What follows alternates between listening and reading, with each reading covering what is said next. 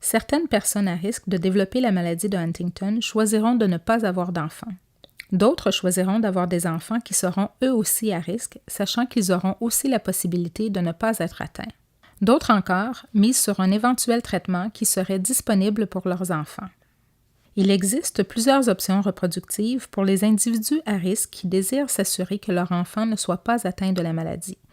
La grossesse naturelle avec test prénatal, la grossesse par fécondation in vitro avec diagnostic préimplantatoire, l'adoption et l'utilisation d'un don de sperme ou d'un don d'ovule. Chaque option présente des avantages et des inconvénients qu'il est important de bien comprendre. Une rencontre avec la conseillère en génétique permettra au couple de faciliter la prise de décision. Pour les grossesses naturelles, le diagnostic prénatal est généralement offert lorsque le couple a déjà pris la décision d'interrompre la grossesse si le test génétique indique que le fœtus a reçu un nombre de triplets CAG qui causera la maladie.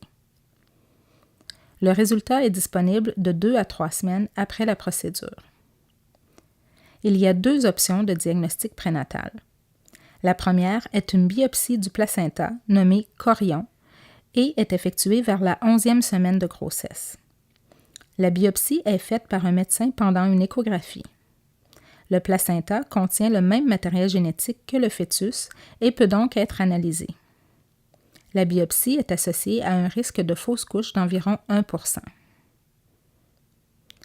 La deuxième option est une amniosynthèse et est effectuée vers la 16e semaine de grossesse. Lors de l'échographie, le médecin fait une ponction pour obtenir du liquide amniotique. Ce liquide contient des cellules provenant du fœtus et peut donc être analysé. Cette procédure est associée à un risque de fausse couche d'environ 0,5% ou 1 sur 200.